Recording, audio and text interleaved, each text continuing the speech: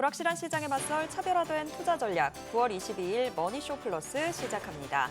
지난주 금요일에 뉴욕 증시 새 마녀의 날이었지만 아랑곳하지 않고 3대 지수 또 한 번 사상 최고치를 경신했습니다.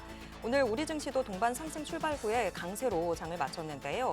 코스피는 상승폭을 조금 반납하는 듯 하기도 했지만 장중 또 사상 최고치를 경신했습니다. 오늘 코스피 0.68% 오른 3,468선에서 거래 마쳤고요. 코스닥 시장은 훨씬 더 강했습니다. 1.3% 상승하면서 874선에서 종가 형성했습니다.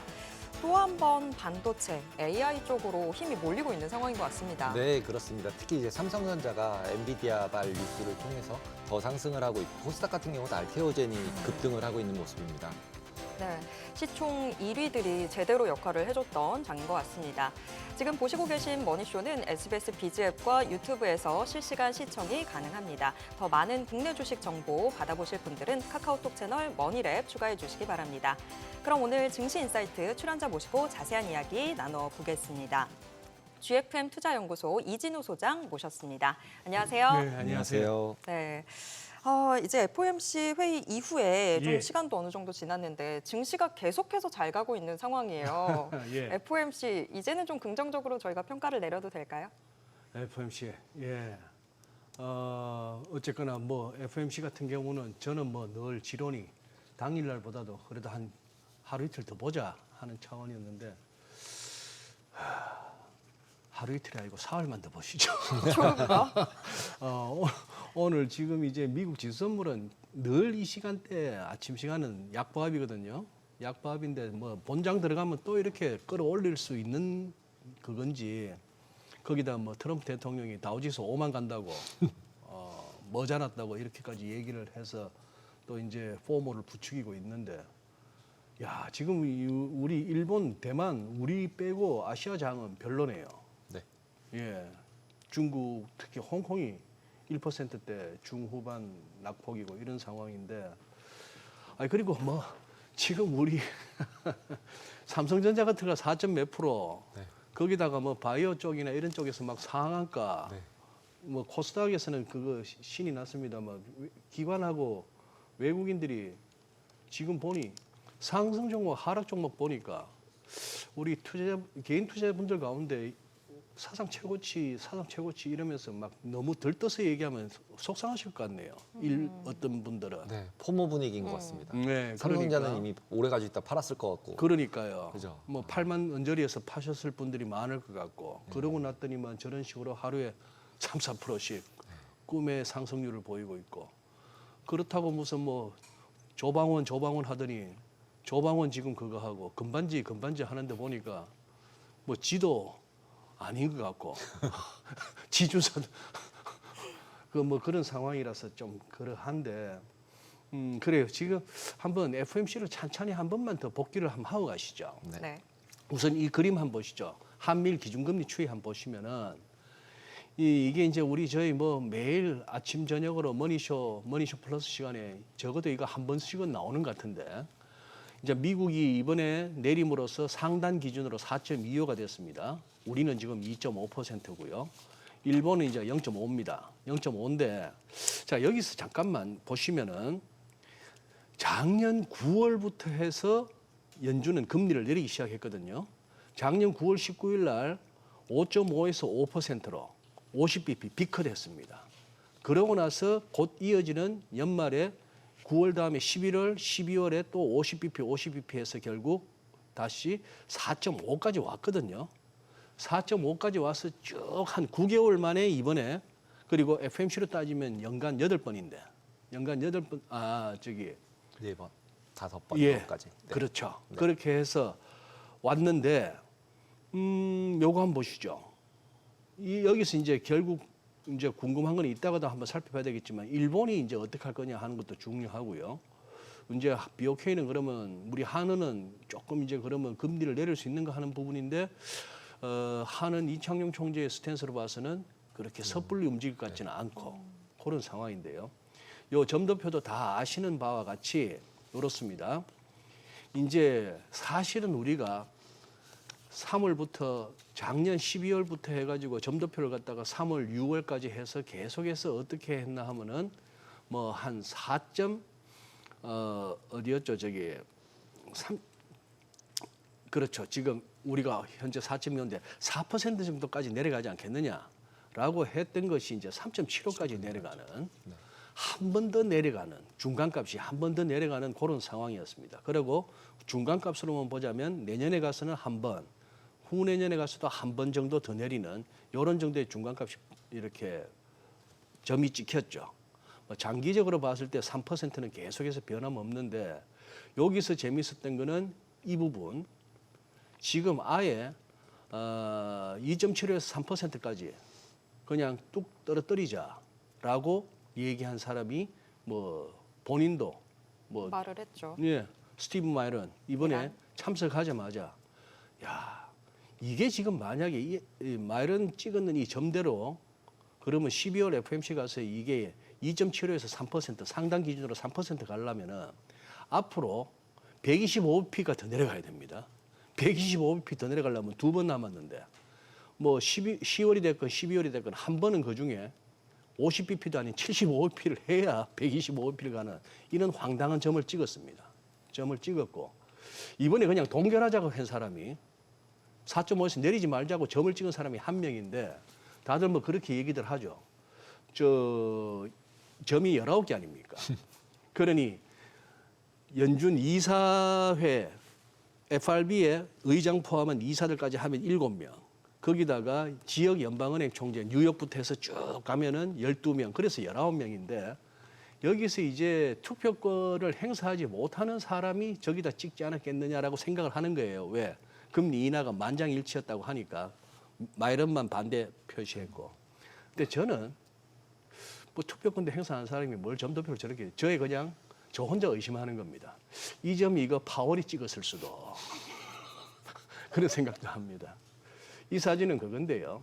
코로나 때 다들 모여서 회의 못하고 이렇게 줌으로 해가지고 의장 혼자 이렇게 앉아 있고요. 위원들 앉아 있는 자리가 전부 공석으로 했던 이 자리인데 뭐 저 생각에는 점 찍으라고 이렇게 왔을 때 에라 하면서 저기다 찍지 않았을까 파월이 이런 생각도 한번 해보는데요. 결국 두 차례 금리 인하가 세 차례로 살짝 점도표 전환을 줬는데 이것이 한번 그러면 작년 12월 달에 그럼 세 번째 금리를 내렸던 작년 12월에 2025년을 갖다가 어떻게 찍었나 하면은 요 값이었거든요. 이 값이 결국 뭐냐 하면은 4%였습니다. 3.75에서 4% 중간값이었는데 이게 결국 이번에 살짝 한 클릭 내려왔다는 거 아니에요. 내려왔지만 결국 그 2026년하고 2027년은 애초 그대로입니다. 애초 그대로니까 이걸 보면은 조금 마지못해 내렸다는 느낌도 들어요. 마지못해 한 번 더 하는 그래서 9, 10월, 12월 남아 있는 FMC 때 다 하기로 했는가 하고 그다음 요 부분도 보시면은 우선 이 참 그거 다 한번 점검하신 내용이지만 금년 2025년에 성장률을 갖다가 6월에 1.4% GDP 실질 GDP 1.4% 성장을 1.6% 오히려 성장 더 좋게 내년도 1.6에서 1.8 좋게 얘기했고 실업률 뭐 오히려 내년은 4.5에서 4.4로 낮추고 이런 와중에 금년에 뭐 코어 PC 기준으로 3.1에서 변화 없고 내년에 2.4에서 2.6 살짝 올렸음에도 불구하고 이제 금리는 내렸잖아요. 그러니까 이게 이 소위 말하는 이 경제 전망하고 금리를 내리는 게 논리가 맞느냐 하는 거였고 포춘지가 아주 헤드라인을 잘 뽑았습니다. 파월이 경고하기를 리스크 프리 패스 그러니까 위험이 없는 그런 경로는 없다. 어디 스태그플레이션을 피하기 위한 그 경로에 리스크 프리한 리스크가 없는 경로는 없다. 그러면서 우리는 지금 두 가지 양면에 두 가지 측면에 있어서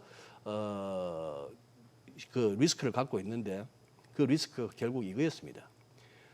원문에 이제 기사 그대로 보면 persistent inflation. 그러니까 인플레이션이 끈적끈적하다는 거죠. 그거하고 slowing economic growth니까 경제 성장이 조금 둔화되는 이 두 개의 그거였다는 얘기죠. 여기 굳이 이제 포춘지만 하면 되는데 여기 뭐 닉 리텐버그라 해서 이제 기자 사진하고 기자까지도 했는데 우리도 이런 기사 좀 많이 나왔으면 좋겠어요. 뺏기는 기사 말고 진짜 각 매체마다 하는 출입 기자든 연준 페드 워처든 간에 자기 이름 걸고 니키 밀하우스까지는 아니라 하더라도 내가 보기에 이번 연준의 의미는 이렇다. 파월이 하고자 했던 얘기는 이거 같다. 아니면 하루 이틀 전에라도 이럴 수 있겠다 하는 이런 식으로 하는 그런 기사들이 나왔으면 좋겠다 싶은 생각을 한번 해봅니다. 왜냐? 우리 뭐 수십 개의 매체가 있지만 하나만 보면 돼요. 닉티마스. 닉티 밀하우스고 우리 국내 언론 같으면 연합뉴스 하나만 보면 다 똑같은 내용이니까 아, 카피 떴으니까. 카피 떴으니까 커팅 페이스트 어태치먼트가 공인회계사 아닙니까? 잘라서 붙이려갖고 갖다 붙이는 거 CPA. 그런데 요것도 한번 보면요. 그러면은 작년 12월 달에 2025년의 경제 성장률을 갖다가 2.1%라고 얘기했습니다. 지금 이게 살짝 올려봤자 1.6이에요. 작년 말보다도 성장률에 대해서 낮췄죠. 내년 2026년도 2%가 1.8%로 낮았습니다. 실업률 4.3으로 봤는데 4.5 뭐 이런 식이에요. 그리고 PC 밑에 거 보시죠. 코어로 보시면은 2025년에 연간 한 2.5% 정도 아닐까라고 했는데 지금 3.1까지 올라왔습니다. 자, 그러니 그 날고 기는 그 연준에 그 엄청난 이코노미스트들이 모여서 이렇게 프로젝션 그걸 하겠죠. 예측 전망을 하겠는데 뭐 1년도 아닌 한 9개월 사이에 이렇게 전망 보면은 작년에 했던 이 전망대로 세상이 잘 안 가죠. 잘 안 갑니다. 그래서 거기에 비하면은 점도표는 생각보다는 덜 낮춘 거죠. 뭐 그런 식인데 이걸 보다 보니까 참 대학교 때 그 많은 그 학점 이수하면서 많은 시간을 수업 들어갔지만 지금 기억에 남는 거는 저 몇 마디밖에 없는데 생산관리 시간에 들었던 기억 중에는 딱 하나밖에 없습니다. 교수님 들어오셔가지고 그 예측이란 그 챕터에 시작하시는 날 들어오시자마자 출석 부르고 나서 여러분 예측은 틀리기 위해서 하는 거예요 이러시더라고요. 그때는 무슨 말인가 싶었는데 그러면 뭐하러 예측해요 싶었는데 이게 해보니까 예측은 잘 안 맞더라고요. 잘 안 맞고 또 기억에 남는 교수님이 있습니다. 노사관계론 하셨던 교수님 최 교수님이 무식하면서도 소신 있는 만큼 위험한 게 없다고 그런 말씀도 하셨는데 그것도 살다 보니까 상당히 공감 가는 말씀이었네요. 예. 아마 그런 얘기 들으려고 대학 다니는 것 같아요. 뭐 공부 열심히 하는 것보다 한 번씩 이렇게 소신을 갖고 뭔가를 하다 보면은 이제 욕도 먹고 그다음에 예, 틀릴 수 있고. 뭐 그런 근데 식으로. 그래야지 돈도 벌고 그러는 거 아닌가요? 그러니까 네, 소신 없이 왔다 갔다 하다 보면 맨날 수수료만 내고 예. 계좌는 녹아 있고. 예. 네. 그래서 지금 여기서 이제 이 말씀은 점도표보다도 이 S&P 이제 연준의 경제 전망을 보면서 우리가 생각할 수 있는 거는 세상사 특히 시장 가지고 경제 가지고 뭐 어떻다 저떻다 하는 거는 굉장히 조심스럽게 갈 수밖에 없다는 겁니다. 근데 이제 요거거든요. 증시가 재밌었습니다. 요 날이 FOMC 미국으로는 수요일 날, 우리 이제 새벽에 목요일 새벽에 난리가 나버렸습니다. 처음에 성명서 보고 점도표 보고 한 번 더 내린다 해갖고 훅 뛰더라고요. S&P 500인데 그러다가 파월 의장 기자회견 하는 거 보더니 이거 뭐 그렇게 마냥 비둘기가 아닌데 싶은 생각이 들었는지 훅 밀렸는데 역시나 그냥 낙폭을 많이 줄여서 한때 마이너스 0.84%까지 밀렸다가 마이너스 0.1% 거의 보합 수준으로 마감했고 다음 날 그냥 한 0.48% 땡기고 그 다음 날도 0.49% 약 한 0.4에서 0.5%씩 따박따박 이제 끌어당기고 있습니다. 끌어당기고 있고 특히 장막판에는 이렇게 혹혹 이렇게 당기는 그런 모습들이 보이죠. 그래서 결국 증시에서는 곰사냥은 계속되고 있습니다. 혹시나 FOMC에서라고 해서 그때 약간 하방 배팅했던 선수들 아닌가 봐 해서 또 닫아야 되는 그런 상황이었는데 자 여기서 재밌는 거는 금리를 내리겠다는데 10년물 국채 수익률 올라갑니다. 요 데일리인데요. 데일리인데 지금 FOMC 이후로 당일도 그랬고 얘도 장중에 엄청 출렁거렸어요. 어떻게 해야 되나 싶어서 그랬는데 수요일 날, 목요일 날, 금요일 날 그리고 지금 끝에 캔들은 미국 장 열리기 전에 지금 아시아장이 돌아가는 까지 반영하고 있는데 이것도 살짝 올라가고 있죠. 올라가는데 이 구간 보세요. 이 구간이 아까 말씀드렸던 작년 9월부터 해서 첫 빅컷, 그 다음 25, 25에서 100bp를 내리는 동안에 얘는 3.597에서 4.809. 기준금리 100bp 내린 동안에 시장금리를 할 수 있는 10년물 국채수익이 120bp나 올랐던 그런 역설적인 상황이었습니다. 여기 먼저 인플레에 대한 걱정, 미국 재정에 대한 걱정, 국채 막 찍어낼 거 아닌가 싶은 걱정, 그런 등등이 있었는데, 자, 이번에는 그러면 어떨까? 이제 다시 금리 인하 사이클을 접어들었다는데, 여기서 즉각적으로 내리기보다는 금리는 살짝 오르고 있다는 건데, 여기서 크게 봐서는 이 그림입니다만, 지금 당장 중요한 건 요거예요. 그래서 지금 채권 쪽의 전문가들 얘기는 이번에는 4.5가 아니고 10년물 기준으로 4.5가 아니라 4.2에서 4.3 요 레벨이 아마 강한 저항선이 될 거고 그쯤 가면은 국채 매수세가 다시 또 증가할 거라 하는데 근데 이게 넘어선다 하는 얘기는 즉 아예 이평선도 빡빡합니다만 즉 4.2, 4.3이 크리티컬한데 그거보다 뭐 이러다가 어쨌거나 조금 중장기적으로 봤을 때 다시 결국 또 4.5가 넘어서면은 그때는 금리 인하만 갖고도 설명할 수 없는 약간의 시장의 압박은 있을 수 있다 하는 거고 또 달러까지도 보시죠. 달러도 사실 그러고 나서 아니 첫 슬라이드에서 보셨다시피 이제 연준은 내리겠다는 건데 내년 후내년까지도 그리고 일본은 올릴 일만 남았는데 이번에는 못 올리겠다 하는 그 정도였는데 오히려 달러가 약해져야 되는 거 아닌가 싶은데도 달러가 지금 FOMC로 강입니다. 강이고 기술적으로나 직관적으로 봤을 때 이제 인덱스 기준으로 96 밑으로 가야 달러 약세고 지금 이게 이렇게 해서 이제 98 공방인데 요 100까지 요 안에서 가두리 장으로 갈라는지 다시 100 위로 갈라는지 뭐 그런 상황인데 요 슬라이드에서 드릴 수 있는 인사이트는 그겁니다. 다들 무슨 갑자기 탈달러화 무슨 뭐 달러의 패권이 뭐 그런 식으로 하고 미국 자산을 갖다가 뭐 이제 트럼프가 지겨워서 미국 하는 꼴이 마음에 안 들어서 미국 거 던져 국채든 주식이든 이런 거 없거든요 지금 현실적으로 오히려 미국 주식 사고 국채 사겠다고 들어간 자금들이 더 많지 않습니까? 다만 여기서 이제 조금씩 그냥 생으로 환을 갖다 오픈하고 들어가던 그 사람들이 조금은 들어가면서 달러 해지를 할 수 있다 하는 그 부분은 이제 달러 강. 그러니 미국 주식 살래요, 달러 살래요. 그리고 관세 협상, 무역 협상 가운데서 얼마씩 투자해 했던 그거 갖다 주려고 생각할 것 같으면 달러는 강일 것 같은데 그럼에도 불구하고 그걸 좀 이제 제어해 줄 수 있는 거는 그 정도다 하는 정도에서 뭐 그렇게 해서 지금 FOMC를 보는데 즉 주식도 가고 국채 수익률도 오르고 달러도 강하다.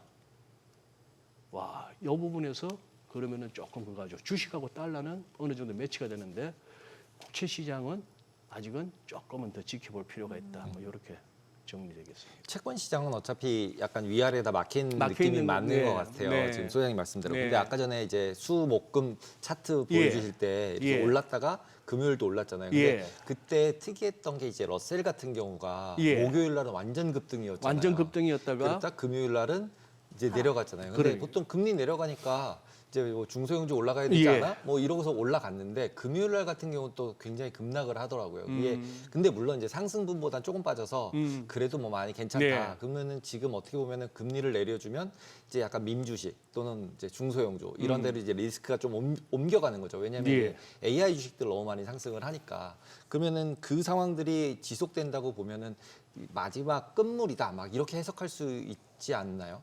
일반적으로 뭐. 다음 단계를 넘어갈 수 있다. 아니면은 이제 지금도 뭐 삼성전자 많이 오르지만 대형주들 지금도 미국 같은 경우 생각해 보면은 애플이 뭔가 다시 시동을 거는 느낌이잖아요. 네, 네. 반도체도 나 혼자 만들어 이제 예. 퀄컴 거 버리고 내가 혼자 만들 수 있을 것 같아. 이런 예. 쪽으로 몰아가다 보니까 그동안 못 오른 애플을 봐야 되나?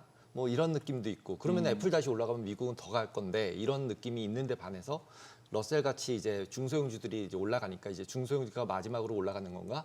그러면 이번이 마지막 버블 타는 거니까 중소형주 쪽으로 일단 몰았다가 얘가 꺾이는 거 보면 전체 주식시장은 이제 단기 버블 끝났다. 이렇게 보고 시나리오를 보고 접근을 해야 되지 않을까? 뭐 이런 의견들도 충분히 가질 수 있을 것 같더라고요. 차트상으로는. 예.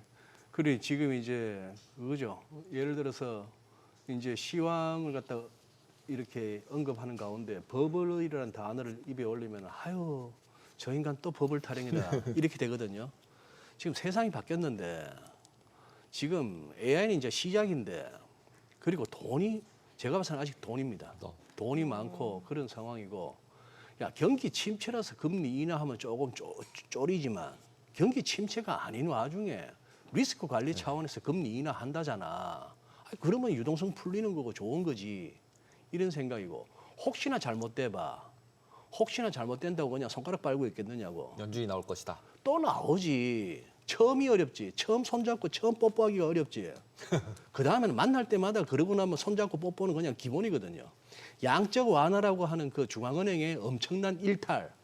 그게 금융위기와 코로나 팬데믹이라고 하는 사람들이 시시비비를 따지기는 못한 그런 상황에서 확 저질러 버렸으니까 망정이지. 한번 저질렀기 때문에 또 무슨 그러니까 우리가 재작년이었나요? 그 실리콘밸리 은행 그 사태 났을 때 사태 때, 네. 그냥 또 바로 그냥 야 JP 모건 네가 알아서 네, 다 그거 해. 맞습니다. 뭐 이런 식으로 덮어가니까 사람들이 이제 겁이 없는 거죠.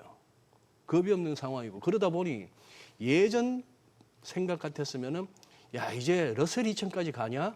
그러면 이제 끝물이네라는 말을 할 수가 있는 게 올드 제너레이션들. 그런데 이제 새로운 그거는 야 이제 시장 전반적으로 온기가 퍼진다. 퍼지고 있다. 아랫목만 펄펄 끓고 윗목은 막 외풍도 심하고 막 코가 얼 정도였는데 이제 전부 다 이제 구들이 이제 다 따뜻해지고 있는 중이다. 네. 뭐 이렇게 이제 볼 수 있으니 그 두 사람끼리 부딪히면 뭐 하겠습니까? 이쪽은 난 팔 거야. 이건 과해하는 선수들이 지금까지는 1, 2년째 계속 그냥 코피 터지고 실려 나가는 거죠. 지금은 아니야. 생산성도 향상되는 중이거든요. 뭐 유동성 풍부하거든요.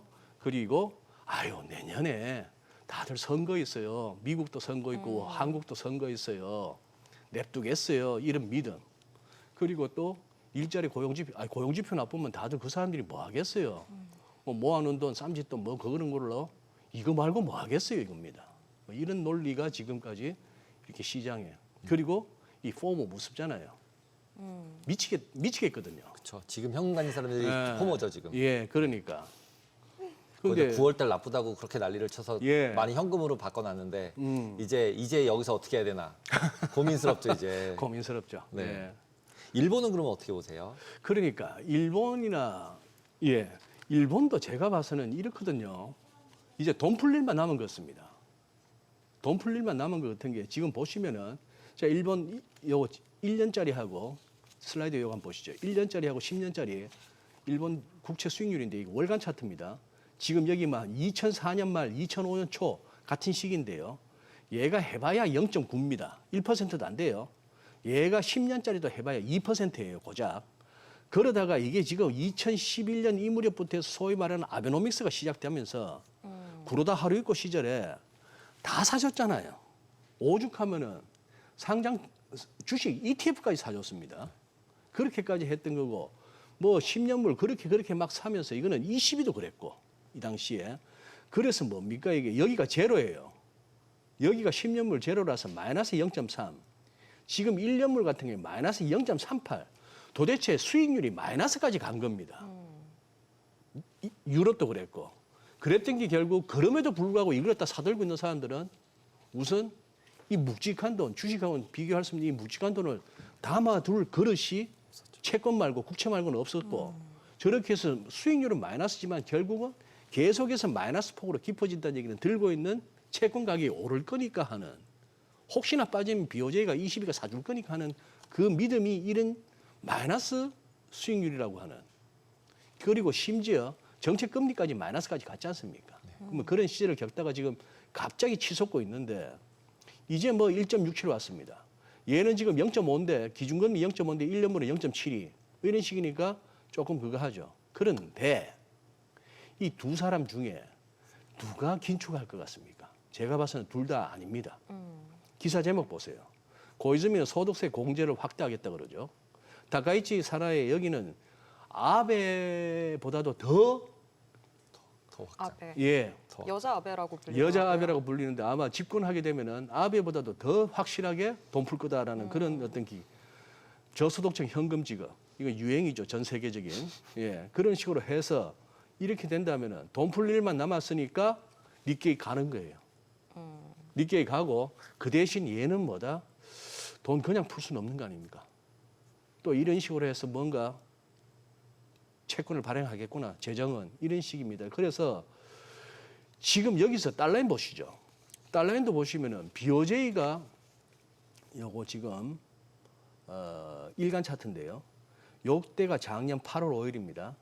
그때 보면은 뭐 훅 떨어져 가지고 이때 엔캐리 청산 어쩌고 저쩌고 약간 겁을 냈었던 그 시절이고 트럼프 취임하고 나서부터는 사실상 달러 약세고 그런 상황인데 여기서 지금 이 구간인데 현재는 요게 지지선 역할을 했습니다. 지지선 역할을 했고 지금은 단기적으로는 요 선이 중요하고 길게 봐서는 이 선까지인데 지금 BOJ의 금리 인상 직관적으로 이거는 엔화 강세, 달러인 하락 재료라고 보고 싶은데 결국 새 총리가 누가 되든 간에 또 재정 확대할 거야.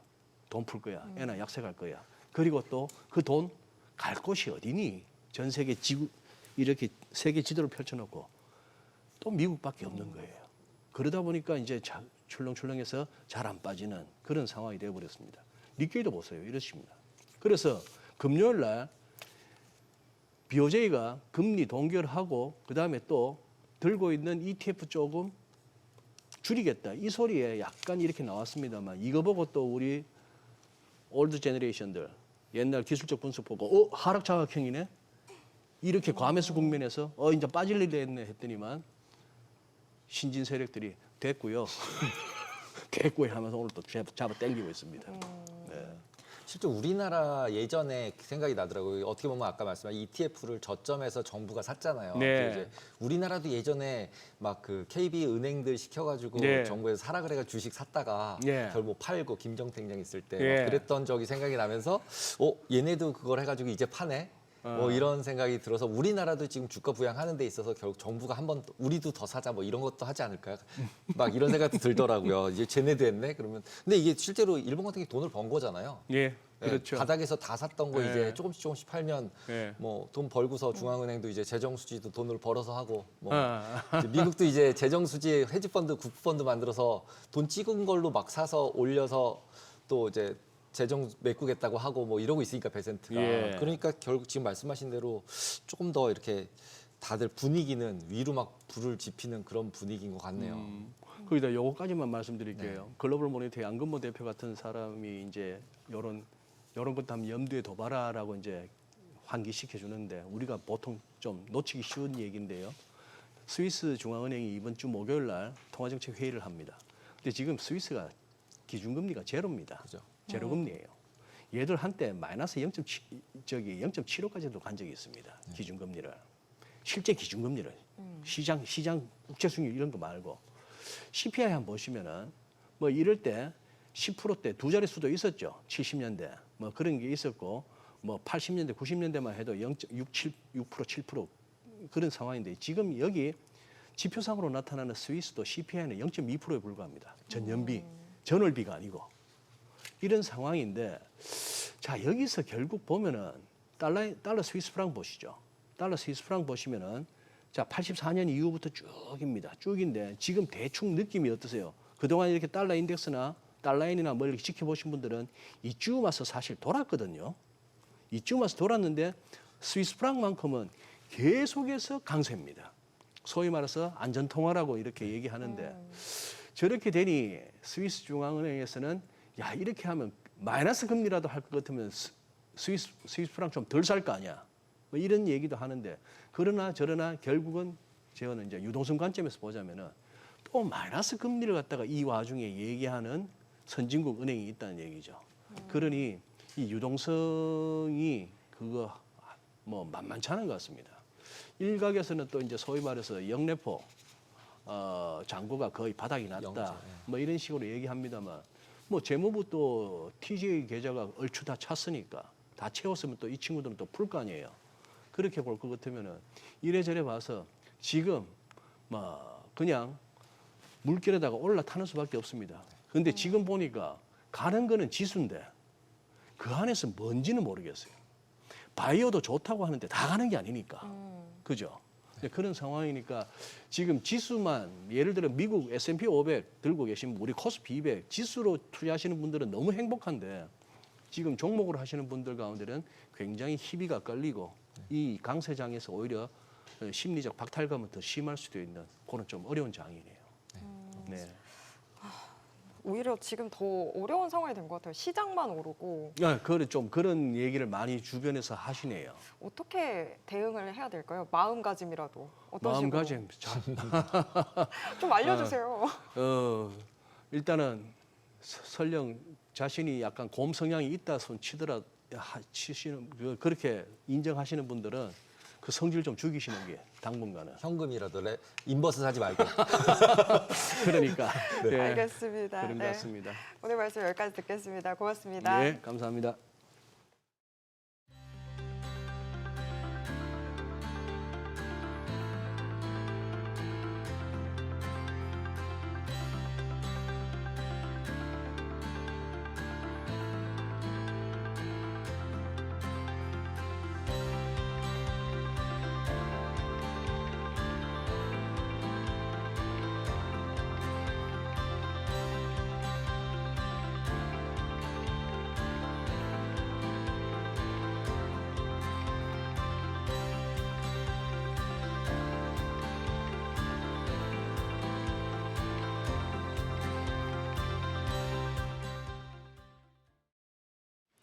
오늘장 특징주부터 뉴욕 증시 리포트까지 정리해 드립니다.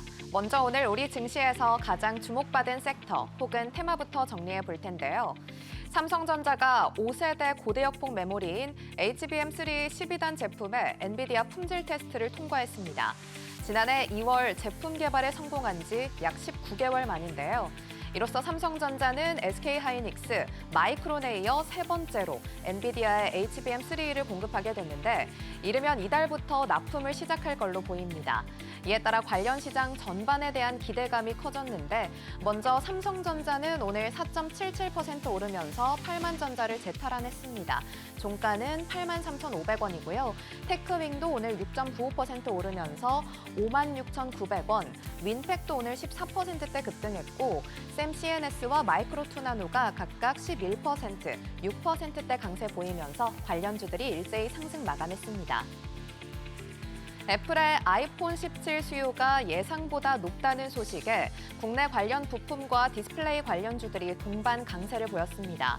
앞서 IT 외신 디인포메이션은 아이폰 17의 수요가 예상보다 높아서 중국 협력업체 두 곳에 생산량을 40% 늘리라고 요청했다고 보도하기도 했는데요.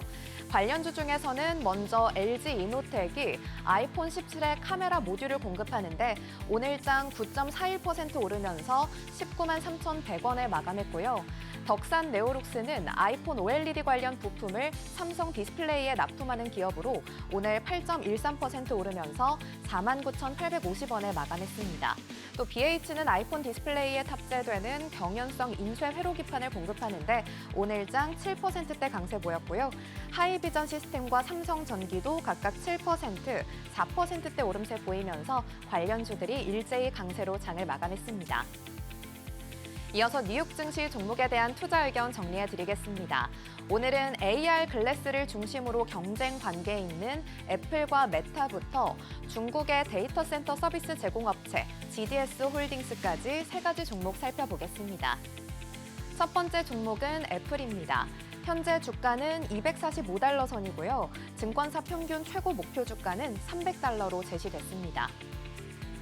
애플은 스마트폰 시장에서 가장 높은 성능과 충성도 높은 고객 기반을 보유하고 있어서 앞서 워치와 패드가 그랬듯이 AR 글래스 역시 아이폰과 또 iOS 생태계와의 호환성이 우선이 될 텐데요.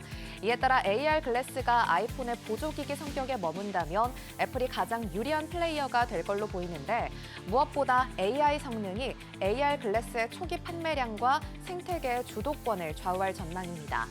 다만 아이폰 대비 AR 글래스의 수익성은 오랜 기간 낮은 수준일 테고 이미 비판을 받고 있는 iOS의 30% 수수료 정책은 AR과 VR 생태계에서도 걸림돌이 될 수 있습니다.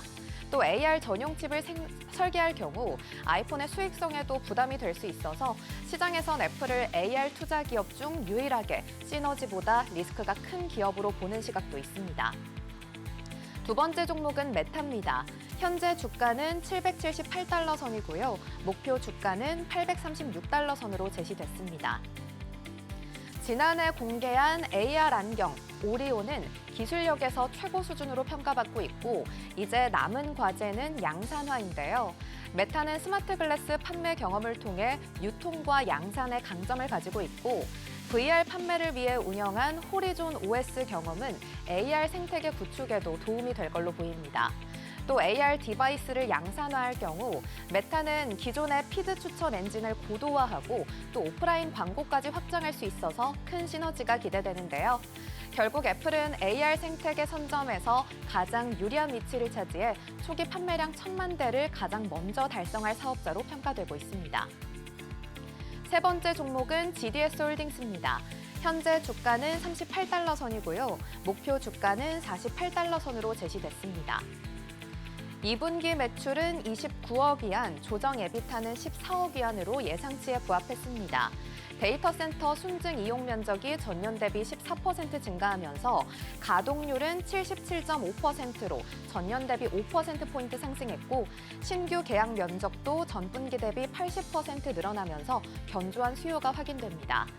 2분기 말 기준으로는 해외에서 운영 중인 데이터 센터가 213메가와트이고 이번 분기에만 246메가와트의 신규 계약을 체결했습니다.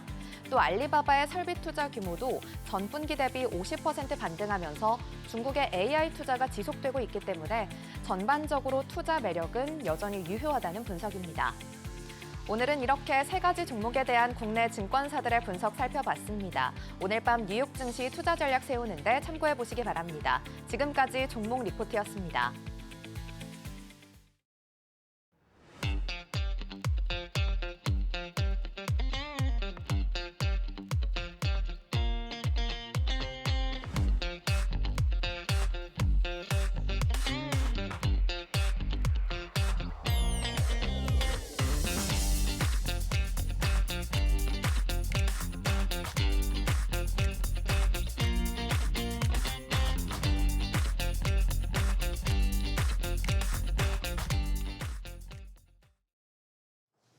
트럼프 대통령이 H-1B 비자 수수료를 무려 100배 올리겠다고 하면서 글로벌 인재 흐름에 큰 전환점이 될 수 있다는 이야기가 나오고 있습니다. 네, 그렇습니다. 글로벌 인재들이 미국 대신 카나다나 중국으로 향할 수도 있다는 얘기가 나오는데 중국으로는 안 갈 것 같고요.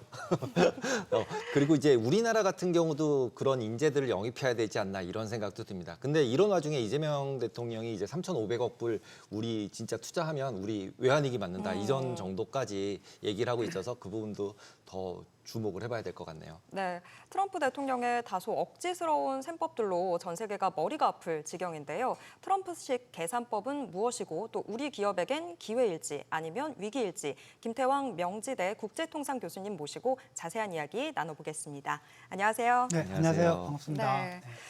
일단 이 H-1B 비자 수수료를 단번에 100배를 올리겠다라고 이야기를 했는데 뭐 이제 트럼프한테는 100배, 200배 이런 거는 숫자도 아닌 그런 기분이 좀 듭니다. 근데 이 H-1B 비자가 없으면 미국 대기업들부터가 흔들린다 이야기가 나와서 이 비자가 대체 어떤 건지 설명이 먼저 좀 필요할 것 같아요.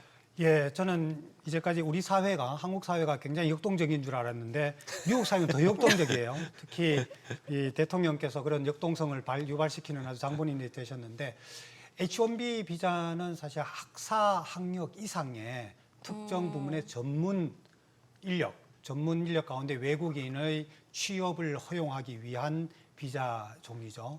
그것은 전체 수로 8만 5천 건으로 이렇게 제한을 해놨어요. 기업체에서 할 수 있는 게 한 6만 5천 건, 그리고 학교나 연구소에 별도로 할 수 있도록 이렇게 2만 건을 이렇게 정해놨다고 알려져 있습니다. 그래서 이 비자는 특징 중에 하나가, 그리고 개인으로서 선호하는 것 중에 하나가 이 비자를 통해서 취업을 하면서 그 기간 중에 영주권을 신청할 수 있는 일종의 특혜인 거죠. 대부분의 경우에는 오래 생활하면서 세금도 내고 생활하면서 이제 영주권을 신청하게 된 기간이 필요한데 이거는 이렇게 중간에 취업하면서 최장 3년 그리고 최장 6년까지 초기 3년 플러스 3년에서 6년까지도 있을 수 있으니까 그 기간에 영주권을 취득할 수 있다는 장점은 있는 거죠. 어떻게 보면은 지금 트럼프 입장에서는 돈이 될 만한 거는 뭐든지 찾아서 수수료 형태로 돈을 다 가져가고 싶은 그런 느낌이에요. 이번 건도 뭐 크게 생각한 네. 것 같지 않고 예전에 이제 이민 금액도 700만 불로 올려버렸잖아요. 네. 원래는 그보다 낮았었는데 그 다음에는 이번엔 또 이제 비자 수수료를 10만 불로 올리고 이런 걸 보면은 어떤 큰 그림에서 하는 건지 진짜 그냥 수익이 필요해서 그런 건지 어떻게 보세요, 교수님? 두 가지 측면이 같이 있다고 보여집니다. 우리나라에서도 옛날에 가진 자가 더 가지려고 한다고 그러는 것처럼 세계 최대 자본국에서 자꾸 돈벌이를 한다는 측면에서는 좀 아이러니한 역설적인 측면이 있는데요. 한편으로는 그런 그 돈 세금 징수의 측면도 있긴 있지만 그보다 더 중요한 것은 이란 관세 협상과 또 최근에 벌어진 그 조지아주에서의 그런 취업과 관련된 비자와 관련된 이슈에서 협상에 밀리지 않고 미국이 주도적인 협상의 우월권을 가지고 있고 미국 페이스대로 이민 정책을 끌고 가겠다라는 그런 정책의 동력을 잃지 않겠다라는 그런 정무적인 판단도 같이 들어있지 않을까 싶고요. 특히 우리나라와 관계에서는 지금 산업 협력, 투자 협력의 협상을 진행하고 있는 과정이기 때문에 더욱더 통상 협상에 미칠 영향 그리고 우리 기업과의 협력, 의사결정에 미칠 영향이 좀 더 크게 부각되고 있는 것 같습니다. 실제로 지금 H1B 비자 같은 경우는 실제로 저거를 받지 못하면 취업을 못 하잖아요. 어떻게 생각하면 이제 대학교 유학 갔던 사람들이 네. 그러면 결국 유학도 가면 안 되겠다. 요즘 그렇지 않아도 비자 안 줘서 돌아오는 유학생들 되게 많잖아요. 네. 그러면은 근본적으로 보면은 국내, 그러니까 미국 내에서 졸업하는 대학생들, 미국인들 입장에서는 이제 표를 한 표라도 더 줘서 트럼프가 저러나 뭐 이런 생각도 들거든요. 왜냐하면 이제 나머지 외국인들이 못 취업하니까 미국인들이 취업을 할 거잖아요. 네. 그러니까 그런 것 때문에 하는 건가? 되게 뭐 여러 가지 생각이 들어요. 네. 지금 상황은 조금 정상적인 상황은 아닌 것 같아요. 그래서 지금 미국 트럼프 행정부에서 적극적으로 우선적으로 추진하고 있는 마약 전쟁 그리고 이민 정책 그리고 투자 유치 정책, 감세 정책에 따른 재정 적자 확보 방안, 미국 제조 부흥 이슈 이런 갖가지 이슈들이 국내외 정책 이슈들이 복합적으로 연결되어 있는데 그런 것들을 하나하나 해결해 나가기에는 추진력이 떨어지고 이것을 복합적으로 좀 끌고 나가려는 그런 동력을 가지려고 그러는데 결과적으로는 이게 좀 더 지켜봐야 되겠습니다만 결코 미국의 우호적이지만 않을 것 같다. 오히려 부메랑에서 자충수가 될 소지도 충분히 있다. 이렇게 보여지고요. 그것을 한마디로 요약을 하면 경제는 단기에 하루 일용할 양식만 먹는 게 경제 활동이 아니지 않습니까? 네. 더구나 국가 경제라는 것은 다른 나라와의 관계에 있어서 지속 가능한 그런 선순환 구조가 이루어져야 되는데 이 땅에 미국만 있고 미국만 의사결정 국가가 아니기 때문에 미국의 이러한 정책 변화가 다른 나라에도 영향을 끼치고 우리 한국과에도 서로 밀고 당기고 하는 협상에 영향을 끼치게 되고 다른 나라의 리액션, 반작용을 감안하게 되고 또 미국 국민들이 그에 따르는 의사결정 또 외국의 우수한 인력들이 의사결정 이게 미국 경제에 긍정적인 기대 효과보다는 부정적인 기대 효과가 정장기적으로는 더 크게 나올 수 있지 않을까. 이를테면은 미국의 우수 인력들이 이제는 미국에 머무르기보다는 빠져나가게 된다, 본국으로 돌아가게 된다든지. 한 가지만 말씀을 드리면 이를테면 미국의 IT 산업이나 AI 산업에 가장 중추적인 역할을 하고 있는 외국인 인력으로서 인도 인력이 우수하단 말이에요. 그럼 인도가 지금 중국과의 관계가 상당히 좀 이렇게 미국과의 관계가 조금 불편해지면서 우호적으로 되어 가는데 자칫 인도 인력들이 중국 쪽으로 연봉을 많이 준 중국 쪽으로 이동하게 되는 흐름이 생긴다면 미국이 오히려 중국 제재가 아니라 중국에 대한 엑스맨 역할과 같은 게 되지도 않을까 이런 우려감도 떨쳐버릴 수가 없습니다.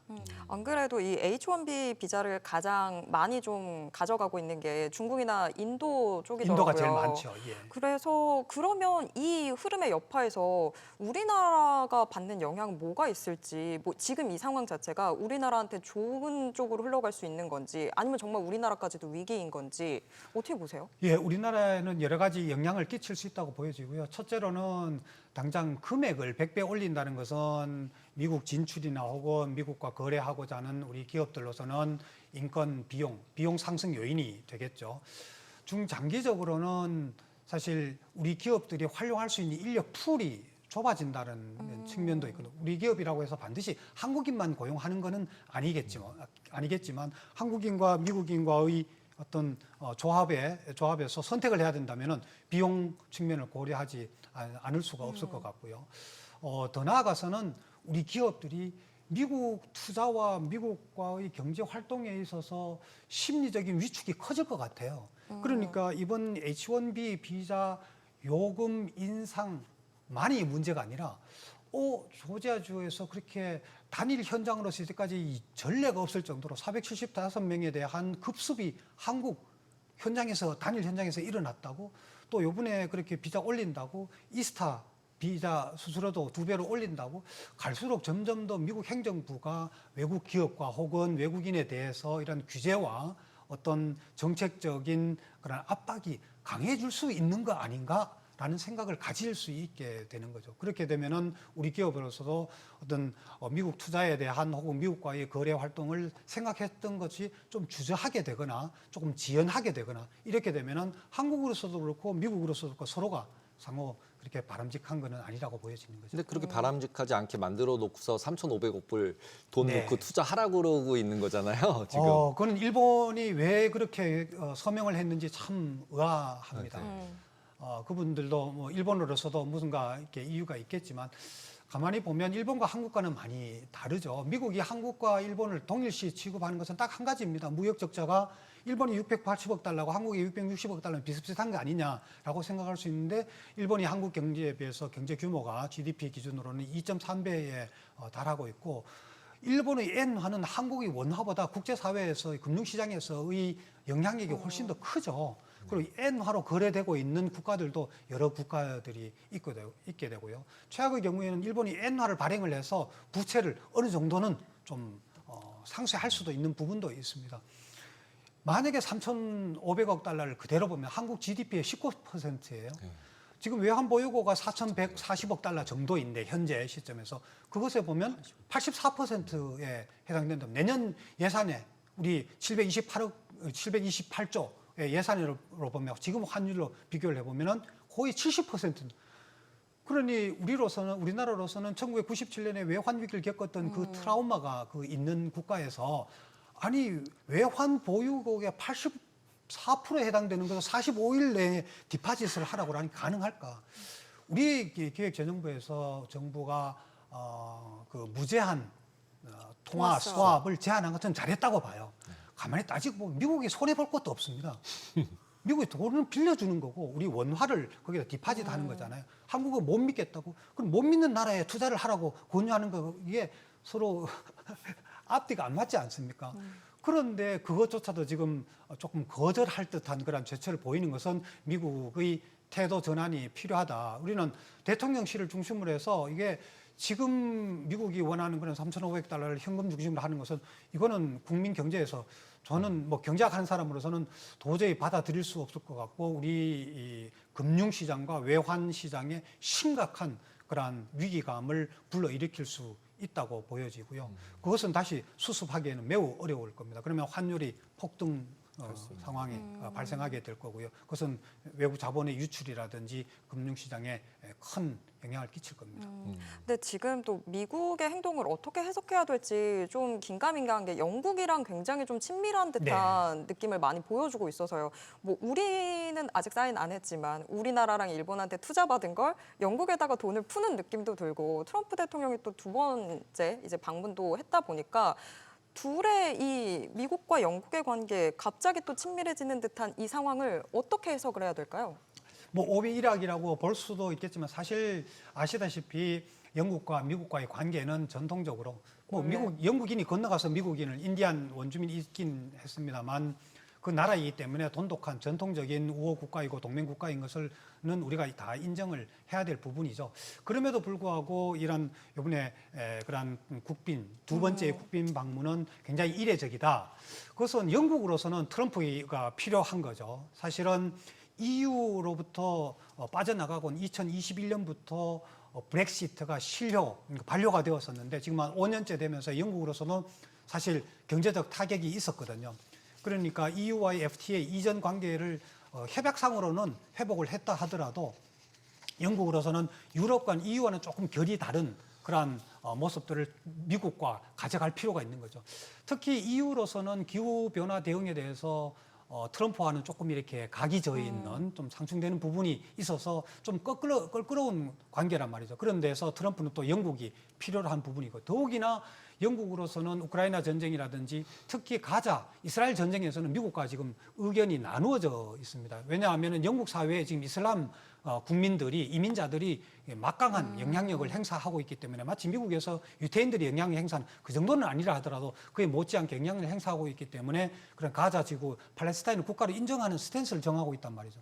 이런 상황에서 양국이 서로를 필요로 하는 부분입니다. 물론 한 300억 파운드 정도의 그럼 서로 상호 투자 계획하고 약속했는 것이 뭐 큰 건 아니지만 그래도 작은 액수가 아닌데 그것만 볼 것은 아니고 서로가 필요로 하는 국제 정치, 군사적 이해관계가 이번에 맞닥뜨려진 게 아닌가라는 생각이 들고요. 또 국빈 방문하면은 원래 또 선물 보따리를 들고 가지 않습니까? 10월에 에이펙 정상회담 할 때도 트럼프 대통령이 좀 보따리를 들고 오기를 기대하고 있습니다. 네. 지금 그리고 이제 영국에다가 이제 데이터 센터 같은 것도 짓고 투자로 해주겠다라고까지 간 거기 때문에 영국의 입장에서도 당연히 환영할 수밖에 없는 상황이었던 것 같아요. 근데 이제 그런 와중에 또 마찬가지로 영국도 미국에다가 이제 제약 같은 건 투자를 해주겠다. GSK 같은 경우는 이제 그렇게 양쪽으로 주고받고를 하고 있는 과정이지만 프랑스나 독일 쪽 보면은 지금 되게 난리잖아요. EU 안쪽은. 그러니까 영국은 브렉시트 했으니까 일단 끊어졌고 그러면 이제 어떻게 보면 미국이랑 영국이랑은 손을 잡고 약간 EU랑은 좀 이렇게 선을 걷다 이렇게 봐야 되는 건가요? 그렇습니다. 저는 동감하고요. 그리고 EU가 트럼프 행정부에 대해서 전적으로 이렇게 딱 밀착되어 있지 못한 그런 상황입니다. 그것은 그 폰데어 라이언 집행위원장이 2019년에 집권하면서 그 이니셔티브로 내건 게 그 그린 딜이거든요. 그런데 트럼프 대통령이 되자마자 2017년에 취임하는 날 탈퇴를 하고 2025년 취임하는 날 탈퇴를 하고 이러니까 매우 껄끄러운 그런 관계에 있죠. 이에 비해서 미국은 영국과의 이 관계를 돈독하게 하면서 유럽에 대한 영향력을 좀 더 넓혀가고자 하고요. 영국으로서는 금융산업을 중심으로 해서 브렉시트 하면서 좀 쇠퇴한 부분들을 특히 이번에 주목할 부분이 기술 번영 협정이라고 해서 테크 프로스페리티 딜이라고 해서 양국이 맺어 이거는 상당히 주목할 부분이라고 보여집니다. 왜냐하면 영국은 AI 인력은 많이 이렇게 갖추어져 있어요. 그런데 인프라가 약합니다. 또 데이터 센터의 시설도 약하고요. 그래서 이거를 좀 구축을 해야 되는데 미국의 도움이 필요로 하고 있고 그 세 개 부문 첨단 산업인데 AI 부문하고 원자력 부문하고 이렇게 포함을 해서 이런 그 번영 협정을 맺은 부분들에 대해서는 굉장히 뭐 고무적이다 이렇게 보여지고요. 그런 측면에서 보면 영국이 미국과의 기술 번영을 추구를 해나가면서 특히 AI 부문의 어떤 유럽에 대한 영향력을 키워나가고 그 주도력을 좀 확보하고자 하는 의도가 보여지고요. 트럼프 행정부로서는 영국을 활용한 EU에 대한 영향력 확대 또 이런 게 좀 더 의도하는 바가 있지 않은가 이렇게 보여집니다. 이번에 또 제약업 관련한 이야기들도 나왔었는데 하필이면 또 트럼프 대통령이 미국 내에서 제약사들한테 약간 내려라 이런 걸 하고 있던 와중에 또 영국 GSK랑 이제 뭐 향후 5년간 미국에 300억 달러 투자하겠다 뭐 이런 이야기들 나온 거 저희가 어떤 식으로 좀 해석을 해야 되는 걸까요? 바이오 제약 분야에서는 사실 미국과 EU, 영국을 포함하면 유럽하고 양대 산맥이 형성되어 있고요. 특히 이제 미국 바이오 제약 글로벌 회사들의 경우에는 그냥 R&D라든지 신약 개발에 막대한 투자를 형성하고 있죠. 또 유럽의 국가들은 독일, 프랑스, 또 영국보다도 실제로 스위스 이 국가들은 제약품들을 생산을 해서 그것을 미국에다가 수출을 많이 합니다. 미국의 유럽으로부터 가장 큰 수입 품목이 이제 바이오 제약 부문이기 때문에 그런 찰나에서 이번에 트럼프 행정부가 유독 반도체와 의약품에 대해서는 품목별 관세를 부과하는 것을 계속 미뤄왔어요. 그것은 구조적으로 아킬레스를 가지고 있는 거죠. 반도체의 경우에는 반도체에 관세를 부과하는 동시에 미국 기업이 반도체를 수입해야만 되는 기업들이 부담이 생기는 거고 제약 부분에도 마찬가지의 그런 구조가 있는 겁니다. 그런 의미에서 보면 이번에 영국도 특히 이번에 부각되어 있는 GSK라는 그 회사가 뭐 100년 이상 된 오래된 회사인데 한 20여 년 전에 2000년에 그 통합을 하면서 이제 글로벌 회사로 성장하게 된 우리 많이 쓰는 치약 가운데 이게 치료제로 나온 센 땅땅땅 이런 나오는 네. 그걸 생산하는 회사예요. 여기서 그 건강 헬스 건강 그리고 백신 개발 R&D 부분에 지금 투자를 많이 하고 있는데 그것은 미국의 어떤 제약 생태계의 네트워크를 활용하고자 하는 이 회사의 글로벌 전략 차원에서 보여지고요. 그래서 이런 측면에서 보면 바이오, 제약 그리고 AI, 양자 컴퓨팅, 원자력 요 몇 개의 부문별 협력이 미국과 중국 간에 이번에 이루어진 것은 굉장히 주목할 부분이다. 이것은 우리 경제에도 크게 던지는 시사점이 크다. 우리도 EU 또는 미국과의 전반적인 뭐 FTA 큰 것도 진행을 해 나가야 되지만 부문별로 섹터별로 이런 협력 체계를 좀 더 강화할 필요가 있다라는 시사점을 얻을 수 있을 것 같습니다. 네. 전반적으로 지금 저희가 좀 이야기 많이 훑어왔는데 요것만 한 가지 마지막으로 좀 질문 드려볼게요. 런던 금융시장의 위상 이야기도 이번에 좀 이야기가 많이 나오더라고요. 금융 서비스 부문에도 투자한다 뭐 이런 이야기들 나오면서 여기는 어떻게 보세요? 네, 사실 브렉시트 했을 때 제일 우려했던 부문이 금융산업 부문입니다. 런던이 전통적으로 금융산업의 허브 역할을 해왔었는데 그것이 프랑크푸르트나 파리나 특히 아일랜드 더블린이나 이런 데 많이 옮겨갈 거다, 쇠퇴할 거다라고 했는데 실제로 일부 기업들이 옮겨가고 인력들이 이동을 많이 이루어졌어요. 프랑크푸르트나 파리나 더블린으로 옮겨갔는데 예상했던 것만큼은 그렇지 않았어요. 이게 왜 이러지? 라고 생각했는데 그것은 영국이 수백 년 동안 쌓아온 어떤 법률 시스템, 특히 커먼 로라고 하는 일반법 체계의 어떤 계약의 안정성이라든지 법률 시스템이라든지 이런 운영 체계, 이런 노하우가 영국의 상당히 그 금융산업의 기반을 형성하고 있었던 거죠.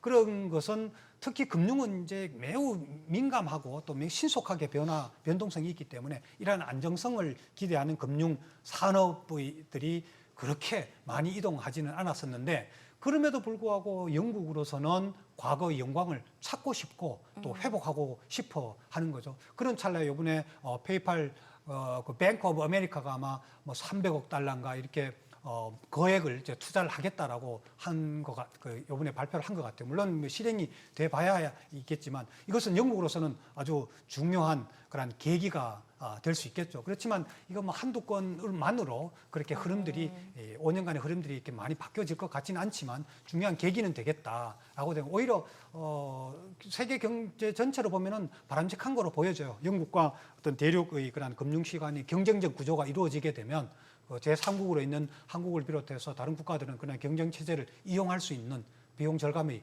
기회도 될 수 있고 바람직하다 보여집니다. 네, 오늘 말씀 여기까지 듣도록 하겠습니다. 고맙습니다. 네, 감사합니다.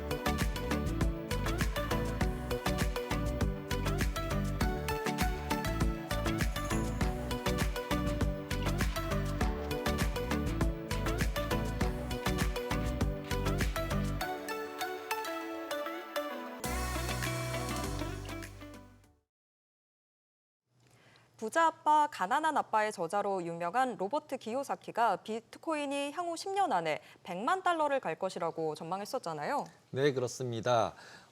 특히 지금도 매입하고 있다고 뉴스가 나오고 있는데 실질 비트코인은 최근 들어서는 안 움직이고 있습니다. 네, 9월 FOMC에서 기준금리 인하가 결정된 이후 가상자산 시장은 큰 움직임을 보이지 않고 있는 것 같은데요. 기요사키가 후회할 만큼 상승 여력이 남아 있는지 알아보도록 하겠습니다. 스매시파이 백훈종 대표 모셨습니다. 안녕하세요. 네, 안녕하세요. 네, FOMC 회의 이후에 주식시장은 굉장히 지금 환호성이 들리고 있는 것 같은데 지금 뭐 이야기 나왔다시피 가상자산 시장은 좀 잠잠한 것 같습니다. 한 주 동안 어떤 움직임을 보였을까요? 가상자산 가격이 FOMC 이후에 못 가고 있는 이유는 세 가지 정도로 정리해 볼 수 있겠는데요. 첫 번째 이유는 이 연준의 기준금리 추가 인하 기대감이 좀 많이 하락하고 있는 점. 이 미니애폴리스 연준의 의장이죠. 그 의장님께서 지금 고용 시장이 둔화되고 있는 모습 보니까 기준금리 인하가 필요한데 그럼에도 인플레이션이 아직까지 잠재되지 않았기 때문에 앞으로 추가적으로 공격적인 인하는 불필요하다 이런 발언들 내놓으셨어요 지난주에. 이번 주에는 또 계속해서 연준 의장들의 발언이 있습니다. 오늘은 이제 스티븐 미란 트럼프 대통령 측근이죠. 이분 발언도 있고 파월 의장 발언도 목요일에 있고 이렇게 연준 위원들의 이 발언이 계속해서 쏟아져 나올 때마다 시장 변동성이 있을 거예요. 그래서 이 변동성을 보고 그 다음에 움직이려고 하는 이런 잠재 수요가 지금 많이 있어가지고 비트코인 가격이 안 가고 있는 것 같고요. 그 다음에 두 번째로는 고용 시장이 생각보다 더 빠르게 나빠지고 있다는 점. 8월 비농업 고용 증가가 7만 5천 명 예상했는데 2만 2천 명 증가하면서 예상치를 많이 하회했어요. 그래서 이게 파급 효과가 어떻게 커질지가 아직까지 너무 불분명한 점 이게 있을 것 같고 마지막으로는 일본이 지금 계속해서 초유의 양적 완화를 기조를 유지하고 있었는데 이제 뭐 보유 ETF나 일본 중앙은행이죠. 일본 중앙은행이 보유한 ETF나 ETP, 뭐 그다음 모기지 상품 이런 것들을 단계적으로 매각하겠다고 밝히면서 이제 무조건 양적 완화로 가지 않겠다라고 천명한 거. 그렇게 이제 여러 가지 이유 때문에 유동성이 돌지 않으면서 비트코인으로는 수급이 들어오지 않는 그런 상황이다 이렇게 보시면 되겠습니다. 지금 그리고 이제 계속 횡보인 부분은 어떻게 보면 주식시장이랑 어떻게 보면 약간 반대잖아요. 지금 말씀하신 게 주식시장에 있어서는 다 악재잖아요.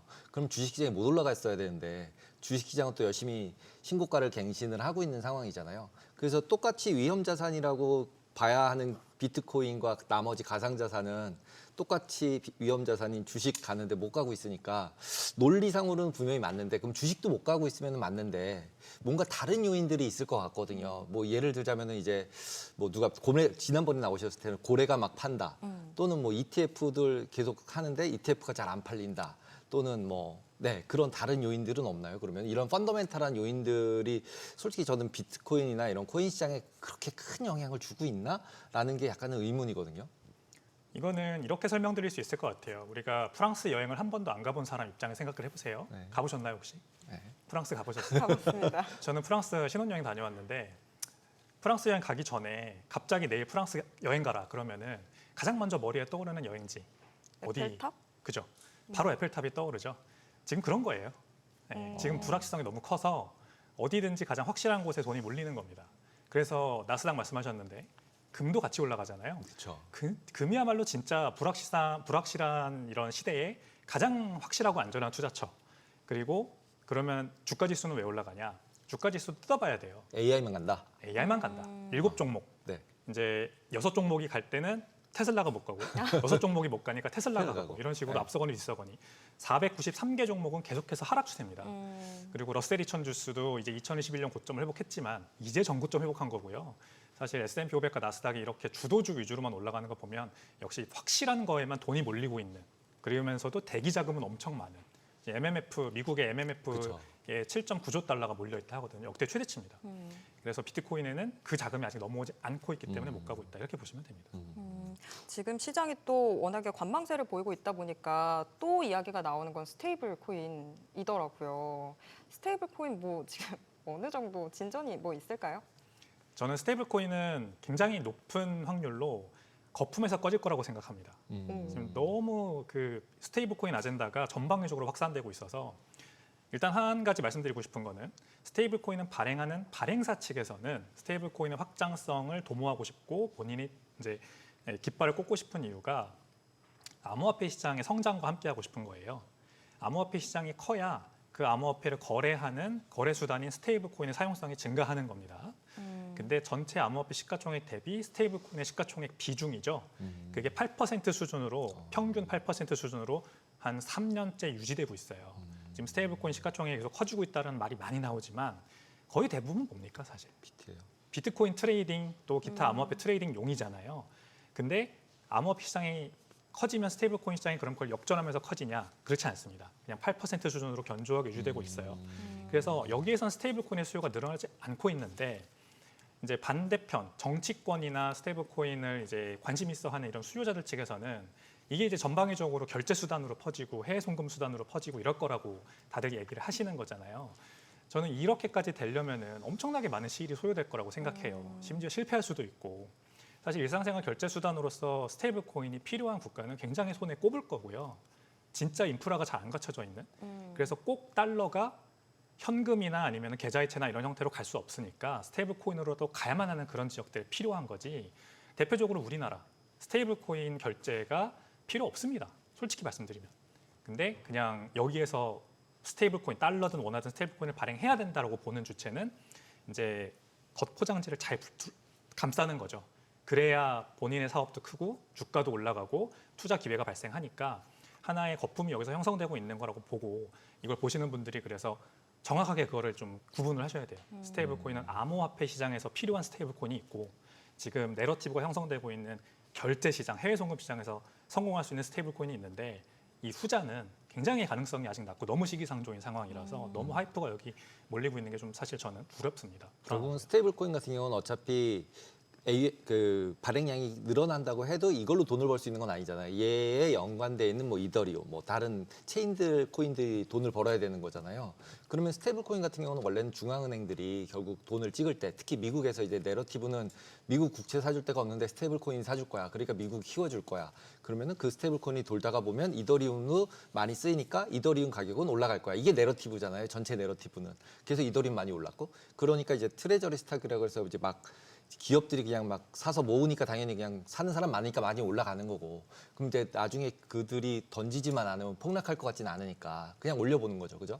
그러면 지금 이 상황이 현재까지의 상황이라고 보면 결국은 미국에서나 우리나라에서나 두 개로만 비교해 미국은 당연히 그 니즈는 있을 것 같고, 그럼 우리나라 같은 경우는 원화 스테이블 코인 계속 발행하겠다고 말은 계속 나오고 있고 어디에 쓰일지는 잘 모르겠지만, 그러면 그게 성공할 가능성이 조금은 있는 건가요? 아니면 없는 건가요? 되게 잘 정리해 주신 것 같아요. 질문에 답이 들어있는 것 같습니다. 이제 달러 기반 스테이블 코인도 달러 기반 디지털화, 디지털 자산 경제가 커져야 이 미국이 원하는 스테이블 코인 경제가 커지는 거겠죠. 그 일상생활 결제 이런 건 다 일단은 빼고 디지털 자산 경제로만 한번 말해 보겠습니다. 가장 단기적으로 우리가 성공 여부를 한번 가늠해 볼 수 있으니까. 그래서 STO, RWA가 나오는 거 아닙니까? 기존 주식이나 펀드도 다 디지털화하고 스테이블 코인, 달러도 스테이블 코인으로 발행하고 뭐 부동산, 미술품 이런 것도 쪼개가지고 조각으로 블록체인으로 올리고 이렇게 모든 자산, 투자 자산들이 다 블록체인 위로 올라오면은 훨씬 좋다예요. 근데 제가 말씀드리고 싶은 건 좋지 않다. 오히려 단점도 굉장히 많다. 그래서 아예 중앙화 시켜가지고 블록체인이라고 표피를 감싸거나 아니면 아예 탈중앙화로 가거나 둘 중 하나입니다. 탈중앙화로 가면은 이제 대표적으로 비트코인이 떠오르시죠. 굉장히 느리고 비효율적이고 비싸지만 그럼에도 불구하고 탈중앙화라는 걸 확실하게 달성하고 할 수 있기 때문에 기존 자산들이나 전통 자산들이 가지 못했던 곳으로 그 유동성이 계속해서 진입할 수 있는 그런 장점이 있어요. 근데 과연 미국 내에서 지금 유통되고 있는 이런 모든 주식이나 투자 자산들을 그런 식으로 전 세계로 확산하려 할 거냐. 규제에 당장 KYC, AML부터 해가지고 막 이제 규제를 하려고 할 텐데, 그래서 시기상조라고 봅니다. 이런 디지털 자산 시장이 커지지 않는데 달러 기반 스테이블 코인이 여기에서 막 활용될 거라고 보는 건 너무 희망회로고요. 마찬가지로 원화 스테이블 코인도 똑같아요. 원화 우리나라 자산 시장에, 자본 시장에서 이미 잘 거래되고 있는 주식이나 부동산이나 기타 등등 투자 자산들을 블록체인으로 표피를 감싸봐야 어차피 국내에서 거래되는 겁니다. 그러니까 여기에서 더 많이 거래될 리가 없어요. 그러니까 원화 스테이블 코인이 이 결제 시장 이런 거 빼고 원화 스테이블 코인을 뭐 발행하면은 이제부터 K 컨텐츠, 뭐 캐대헌 뭐 관련된 이런 것들이 다 원화 스테이블 코인으로 결제되지 않겠냐? 아닙니다. 그냥 달러가 들어와서 결제되는 거죠. 어쩌면 여기서 달러 스테이블 코인이 오히려 활용될 수도 있지 원화 스테이블 코인이 여기서 활용될 리가 없죠. 그냥 거래소에 올라가서 다른 암호화폐 거래 수단으로서 쓰일 수는 있을 것 같은데 그 정도에서 그치지 않을까 저는 생각을 합니다. 근데 또 지금 가상자산 시세에 좀 영향을 줄 수 있지 않나 싶은 소식이 미국 증권거래위원회가 가상자산 다수를 추종하는 ETF 승인했다. 뭐 이 소식이 있어서 이제 좀 변화가 있지 않을까라는 생각도 들던데 어떻게 보세요? 네, 맞아요. 그 가상자산의 이 금융상품화 그리고 제도권 진입, 법제화는 계속해서 아무튼 그 진일보할 거로 봅니다. 그래서 이번에 그 가상자산 상위 다섯 개 종목을 추종하는 ETF가 승인된 것도 그 중에 하나고 또 리플이나 솔라나나 이런 기타 메이저 알트코인들의 ETF 출시가 이제 임박한 그런 뉴스들도 왕왕 나오는 게 바로 그런 현상이죠.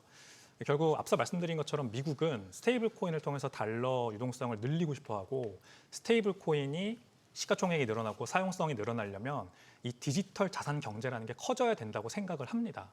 그래서 금융상품으로서 제도권화시키는 게 그게 가장 좋은 방법 중에 하나죠. 리플이나 뭐 기타 등등 알트코인들이 이제는 월가가 본격적으로 투자를 고려할 수 있는 제도권화된 자산이 됐다라고 딱 방점을 찍어주는 거는 ETF 출시, 그다음에 아주 잘 나가는 뭐 지금 화면에 나오는 GLDC 같은 펀드, 추종 펀드를 출시하는 거. 이게 만약에 진짜 수요가 불이 붙어서 정말 잘 팔리면은 뭐 시장에서 원한다는 거니까 어쨌든 미국 지금 현재 행정부 입장에서는 방향성을 우리가 잘 맞췄다. 그래서 계속 이런 식으로 디지털 경제가 켜질 거고 스테이블 코인 그래서 우리가 미는 거다. 이렇게 얘기할 수 있으니까요. 그래서 앞으로도 계속해서 이쪽으로 불이 붙을 거고 계속해서 많은 금융 상품들이 나올 거다. 이렇게 보는 게 맞습니다. 근데 이제 최근에 이제 모건 스탠리가 리플이 스위프트를 대체할지도 모른다 이런 리포트가 나왔다고 하더라고요. 근데 지난번에 스위프트 대체 못한다. 스위프트가 블록체인 하면 되는데 이걸 왜 하냐 뭐 이렇게 말씀하셨던 것 같아서 왜 모건 스탠리 왜 갑자기 이런 걸 냈을까요? 자기도 금융기관이면서. 이제 모건 스탠리의 저도 모르겠지만 네. 틀렸다고 생각합니다. 틀렸다. 그 마찬가지 말씀하신 것처럼 스위프트가 실제 블록체인을 만든다고 했어요. 그죠. 발표를 했더라고요. 네. 그리고 이 JP 몰건이죠. 네. 같은 몰건이지만 좀 다른. 다른. JP 몰건은 동시에 이제 또 스테이블 코인의 경쟁이 너무 격화되어서 이 리플이든 USDC든 USDT든 미국 시장 내에서 주도권 경쟁을 펼쳤을 때 딱히 이렇게 살아남을 수 있는 그런 빅 플레이어가 없을 것 같다 이런 보고서를 냈어요. 그 리플이 스위프트망을 대체할 수 있을 것 같다. 네, 그럴 수도 있죠. 하지만 그런다고 해서 전 세계의 해외 송금 결제망을 다 그럼 리플이 장악할 거냐? 그거는 시기상조입니다. 어차피 지금 스테이블 코인도 나온 마당에 이제 글로벌 해외 송금과 외환 거래와 모든 것들이 다 이제 스테이블 코인으로 만약 이루어진다면 리플이 또 RLUSD라는 스테이블 코인을 그래서 만든 거 아니겠습니까? 근데 리플이 스위프트망을 대체한다는 거는 사실 모순이잖아요, 이거는.